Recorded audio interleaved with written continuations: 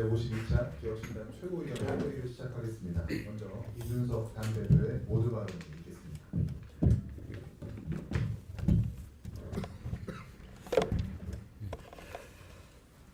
예, 3세판 하자 그래놓고 지고 나면 한 판만 더 이렇게 떼쓰는 사람들이 있습니다. 지금 이재명 정부와 여당이 밀어붙이는 재판 소원이 딱 그 꼴입니다. 삼심제라는 규칙으로 70년 넘게 해왔는데 질 것 같으니까 한 판만 더 하자라고 법을 바꾸겠다는 겁니다. 다시 말씀드리지만 이재명 대통령은 정말 인간적입니다. 3세판 지고 한 판 더를 외치는 범부의 인간미를 국정 운영에 적용하고 있습니다. 근데 왜 하필 지금입니까? 이재명 대통령은 취임 전부터 여러 형사재판을 받아왔고 대법원 판결을 앞둔 사건들이 남아있습니다. 재판 소원은 대법원에서 유죄가 확정되더라도 헌법재판소라는 또 하나의 출구를 열어주는 제도입니다.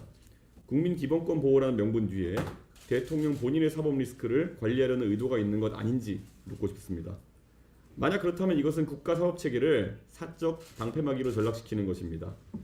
우리 헌법 101조 2항은 명확합니다. 법원은 최고법원인 대법원과 각급 법원으로 조직된다. 대법원이 최고법원이라는 것은 헌법이 정한 원칙입니다. 그런데 지금 여당은 이 지붕 위에 법적 근거도 없이 옥탑방을 하나 더 얹으려고 합니다. 하중을 견디지 못한 건물은 기초부터 흔들릴 것이고 결국 무너집니다. 여당은 사심이 아니라 기본권 심판이라고 합니다. 궤변입니다. 대법원 판결 이후 헌재가 그 결론을 뒤집을 수 있다면 그것이 사심이 아니고 무엇이겠습니까? 여당이 본받자는 독일 사례를 보면은 재판 소원의 인용률이라는 것은 0에서 1% 사이입니다. 99%의 국민은 시간과 돈만 쓰고 패소합니다. 당첨 확률 없는 로또를 강제로 사게 만드는 희망 고문입니다. 그런데 대통령에게는 다릅니다. 확정을 늦추는 것만으로도 정치적 시간을 버는 효과가 있습니다.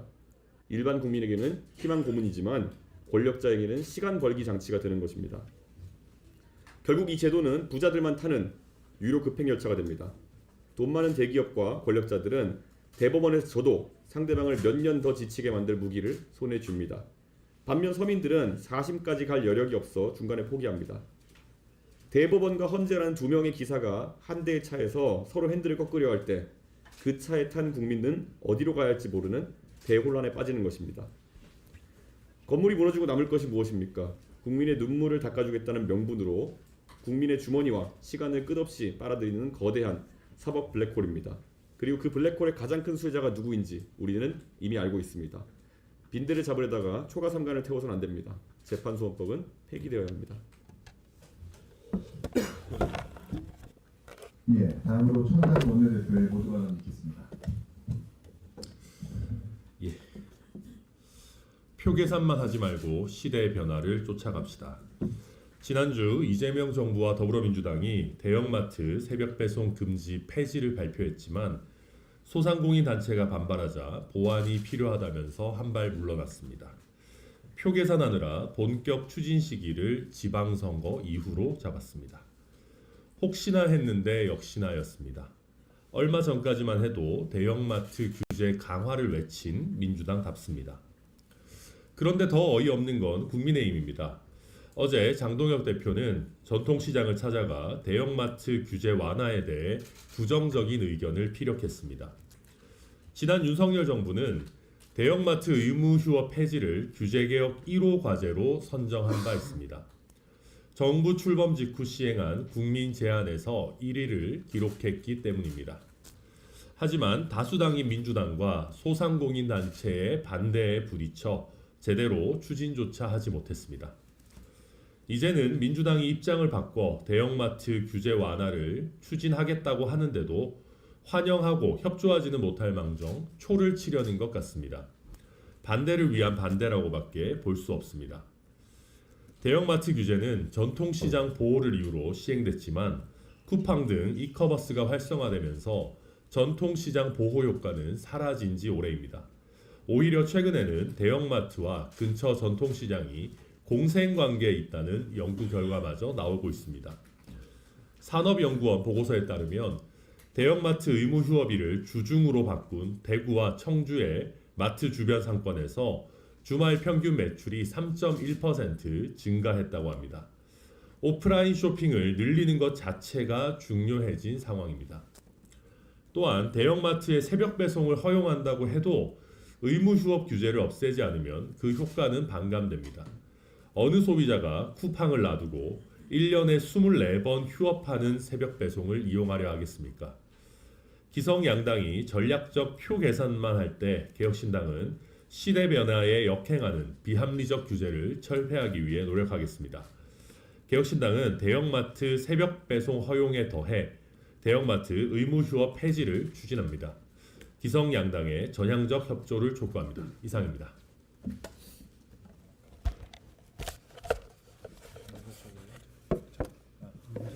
네, 다음으로 주의사 최고위원회 모두 발언 있겠습니다. 네, 설 인사부터 드리겠습니다. 곧 민족의 명절 설입니다. 2026년은 지난해보다 조금이라도 더 많은 복이 함께하는 해가 되시기 바랍니다. 그리고 우리 개혁신당에도 지방에서 한 걸음 더 진일보하는 해가 되길 소망합니다. 저는 선거에서 후보를 내는 일은 마트의 상품을 진열하는 일과 같다고 생각합니다. 한 동네에 이미 단골이 많은 A마트와 B마트가 있다고 해봅시다. 여기에 규모는 작지만 품질 좋고 가격도 합리적인 상품을 내놓는 C마트가 생긴다면 어떨까요? 처음엔 작아 보여도 상품이 좋고 마케팅이 더해지면 소비자들의 선택은 달라질 수 있습니다. 정치도 다르지 않습니다. 대구 경북에선 국민의힘 후보들이 줄줄이 출마하고 또 호남에선 공천만 받으면 당선된다는 말이 여전히 나오고, 그래서 민주당 안에선 조국혁신당과의 합당조차 반대하는 목소리도 나옵니다. 그러나 우리 개혁신당은 다릅니다. 규모는 작더라도 상품 하나하나에 공들이는 마음으로 후보 한 명 한 명을 진열하고 있습니다. 좋은 후보란 정당이나 정치 세력의 조화리기보다 지역과 주민에게 더 진심인 사람입니다. 말만 앞서는 사람이 아니라 또 실제로 이행하려는 실행력이 담보된 인물입니다. 국민 여러분, 여러분 지역의 지방의원이 누군지 알고 계십니까? 지금의 지방의원 다수는 여러분이 관심이 없어서라기보다 여러분이 관심 없기를 바라는 정치를 하고 있습니다. 기자가 의회를 취재하러 오지 않길 바라고 또 모르는 번호로 걸려오는 전화나 민원을 두려워합니다. 그러나 우리 개혁신당 후보자들은 다릅니다. 정치 세력에 빚진 것도 없고 기득권에 빚진 것도 없습니다. 그래서 더 순수한 공적 마인드로 출마했고 오직 지역 주민의 입장에서 일하는 정치를 하려 합니다. 여러분이 선택해 주신다면 이 진영을 가리지 않고 할 말은 하고 할 일은 하는 소신 있는 정치를 보여드리겠습니다. 2월 20일 설이 지나고 지방선거 예비 후보자 등록과 함께 예비선거 운동이 시작됩니다. 우리 후보자들은 명함과 피켓 하나 들고 지역 곳곳에서 직접 인사를 드릴 겁니다. 여러 번 지켜봐 주시고 다른 정당 후보들과 비교해 봐 주십시오. 그리고 더 나은 사람, 내 동네를 맡길 일꾼을 직접 골라 주십시오. 당원 여러분께도 부탁드립니다. 공천이 확정된 후보자를 찾아 함께 인사해 주시고 또 주변에 적극 추천해 주십시오. 여러분의 한마디가 후보에게 큰 힘이 된다는 점 기억해 주십시오. 다시 한번 새해 복 많이 받으시고 개혁신당 후보자들과 함께 지역에서부터 바꾸는 선거혁명의 해 2026년이 되길 희망합니다. 예, 다음으로 김정철 최고위원 모두 있겠습니다. 존경하는 국민 여러분, 개혁신당 최고위원 김정철입니다. 지금 2차 특검은 지금이라도 중단을 해야 됩니다. 첫째, 이미 수사와 기소가 종료된 사건을 대상으로 한 또 다른 특검 수사는 절차적 정당성이 없습니다. 우리가 이제 형사소송법상 공소가 제기된 이후에 수사를 하게 되면 공판 절차 중심주의에 위반된다 그래가지고 수사가 제한됩니다. 그래서 기소 이후에 다시 특검을 동원해서 수사를 확장하는 것은 공소 제기 후 수사로 위법하기까지 합니다. 그러니까 이미 기소가 된 사람을 다시 수사할 수는 없습니다. 그렇다면 기소가 안 된 사람들을 대상으로 수사할 수밖에 없는데 이렇게 되면 별건 수사의 위험이 발생하게 됩니다. 지금 특검의 규모와 투입 인원 또 예산이 너무 과도합니다. 이러한 특검팀의 인력을 통해서 수백억 원의 규모의 예산이 낭비될 것으로 보여집니다. 이미 공판 절차에서 증거 제출과 공방이 진행되는 상황에서 또다시 2차 특검이라는 이유로 예산을 낭비하게 되는 것은 국민 세금을 낭비하는 것으로서 우리는 허용해서는 안 될 것입니다. 세 번째는 최근 특검이 기소한 사건들의 재판 결과가 모두 특검의 수사 기소 전략이 심각한 문제를 안고 있음을 보여주고 있습니다. 이미 여러 사건에서 무죄 또는 공소 기각의 판결이 잇따르고 있습니다. 이러한 것들은 결국은 특검이 기소한 사건에 대해서 별건 수사가 이루어졌다는 것을 반증하는 것입니다. 도대체 검찰개혁을 외쳤던 그 이유는 다 어디로 간 것입니까? 특검법의 목적은 사회적 요구에도 불구하고 통상 수사기관이 손대지 못한 사건들을 독립적으로 수사하라고 만든 예외적 수단입니다. 이미 수사기관이 수사와 기소를 완료하고 사법부가 판단을 내리고 있는 사안을 또다시 특검으로 들여다보는 것은 수사권의 본질적 남용입니다. 만약에 이 특검을 통해서 기소 이후의 수사가 사실상 막힌 상황에서 특검은 또다시 주변 인물과 관련 의혹들을 확대하면서 원래 취지와 무관한 혐의를 발굴하려는 경향을 보이게 되면 이것은 결국 수사권의 남용과 인권 침해로 이어질 것이 명백합니다.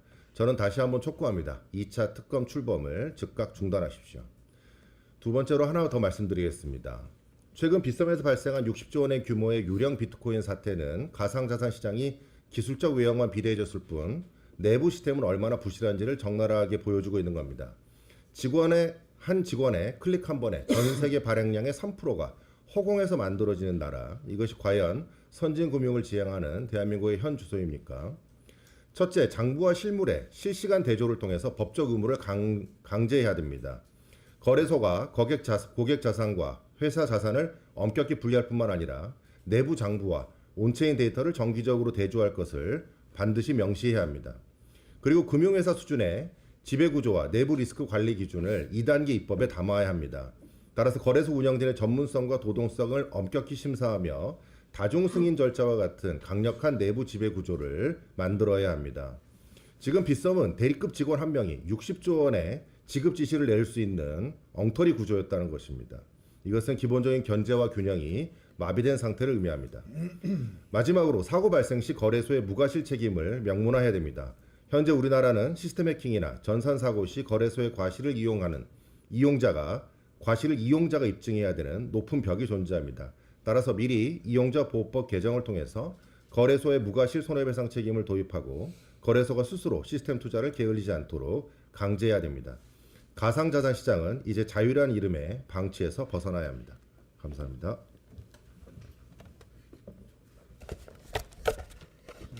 네, 다음으로 이주영 정책위 의장님 모두 발언이 있겠습니다. 이주영입니다. 준비되지 않은 의료 민영화가 생각보다 더 빠르게 다가올 것 같습니다. 정부도 국민도 각자와 서로를 위한 대비를 서둘러야 할 때입니다. 지난 정부의 의대 2,000명 증원 문제는 보건의료 정책과 건강보험 재정 운용에 대한 장기적 방향성이 없다는 것이었습니다. 이제 그 방향성은 나온 것 같습니다.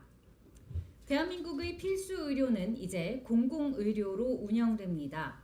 이번 개편 방향을 시작으로 대한민국 정부는 인력과 재정과 책임을 모두 가져가게 된 첫 발을 비로소 떼었습니다.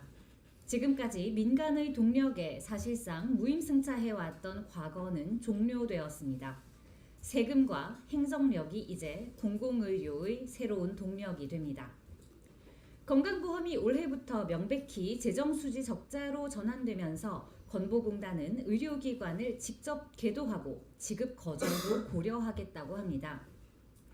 심평원이 핵심 의료 영역에 제값을 쳐주지 않은 지는 오래되었지만 이제 공단이 특사경까지 동원해 값 자체를 쳐주지 않겠다 선언했으니 핵심 의료의 명맥은 더더욱 국가가 책임을 지고 공백 없이 이끌어야 할 겁니다. 이것은 준비되지 않은 의료 민영화의 신호탄이 됩니다. 부자와 권력자는 어떻게든 우회로를 거쳐 고급의 의료를 더 빠르게 받고 평범한 국민들은 그런 의료가 존재하는지조차 알 수 없어 모르고 포기하거나 감당할 수 없는 비용에 알고도 포기하게 되는 나라. 저는 대한민국의 의료가 그렇게 되지는 않았으면 좋겠습니다. 그러니 이제 우리 정부가 해결해야 할 숙제가 많겠습니다. 첫째, 건강보험 붕괴로 급여 영역에 대한 통제와 개입이 더 강화될 텐데 유능하고 숙련된 의료진일수록 더 빠르게 탈출하게 될 겁니다.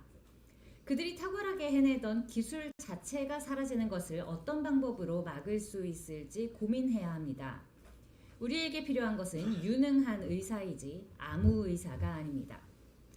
둘째, 그러면 정부는 비급여 영역도 관리하겠다고 나설 텐데 그렇다면 대한민국은 앞으로 무서운 속도로 발전할 세계 각국의 선도적인 치료 기술은 포기해야 할 겁니다.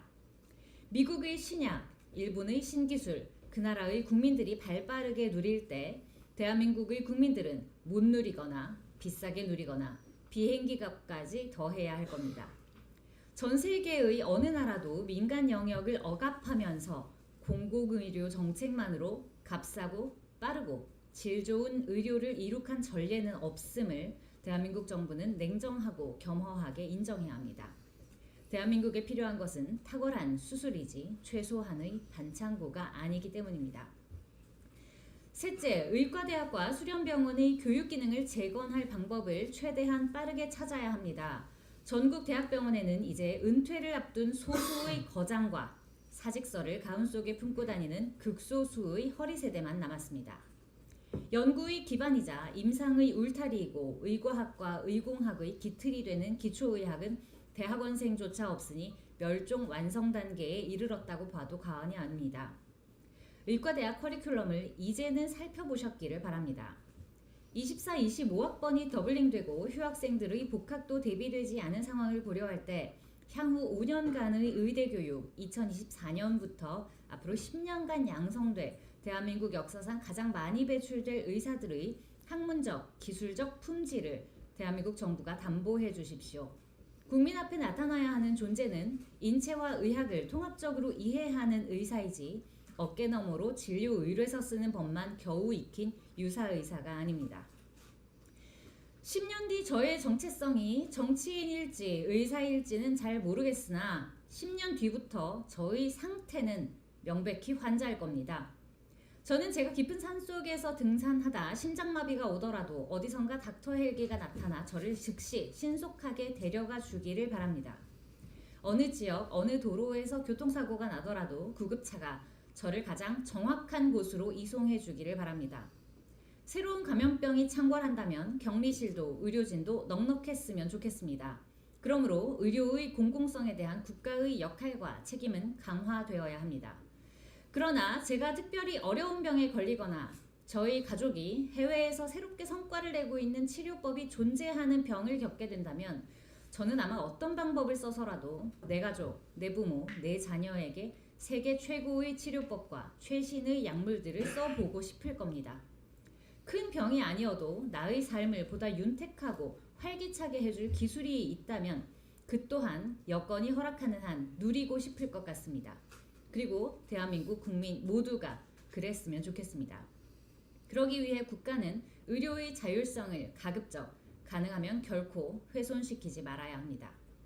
공공의료는 공공의료답게 국민들을 안전망으로 지키고 민간의료의 자율성은 그 탁월함과 기민함으로 더 나은 의료기술을 지향하며 그를 통해 전 세계를 압도하는 바이오 산업의 방향성까지 가져가는 것, 대한민국은 반드시 그렇게 가야 합니다.